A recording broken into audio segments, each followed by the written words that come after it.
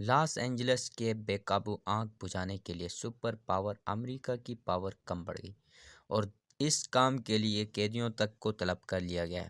امریکی میڈیا کے مطابق کیلیفورنیا کے جنگلات میں 5 دن قبل لگنے والی آگ پر دنیا کے سپر پاور ملک کہلانے والا امریکہ تمام پاور کم پڑ گئی ہے۔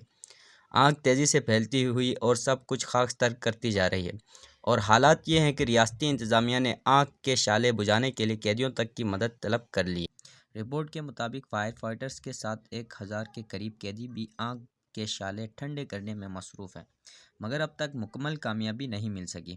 کاؤنٹی شریف کا کہنا ہے تمام تر کوششوں کے باوجود صرف 8% آگ پر قابو پایا جا سکا ہے۔ لاس اینجلس میں لگنے والی امریکی تاریخ کی اس بڑی آگ میں اب تک ہلاکتوں کی تعداد 16 ہو چکی ہے اور درجنوں افراد لاپتہ ہیں۔ 12,000 سے زیادہ گھر جل چکے ہیں جبکہ 37,000 ایکڑ کا رقبہ آگ کی لپیٹ میں گھیر چکا ہے۔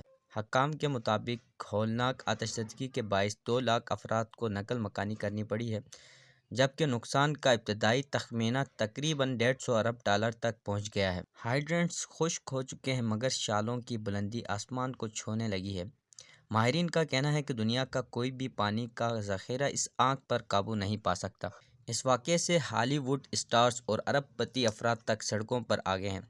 صورتحال اتنی خوفناک ہو چکی ہے کہ انتظامیہ کو بے گھر افراد کی مدد کے لیے اپیل کرنی پڑی، جس کے بعد شہری بے گھر افراد کی مدد کے لیے کپڑے اور دیگر چیزیں عطیہ کر رہے ہیں۔ اور جبکہ دوسری جانب رہائشی انتظامیہ نے لوٹ مار کے خدشے کے پیش نظر نیشنل گارڈ کو تعینات کر دیا گیا ہے، جبکہ مقامی افراد نے اپنے گھروں کی حفاظت کے لیے گلیوں میں گشت بھی شروع کر دیا ہے۔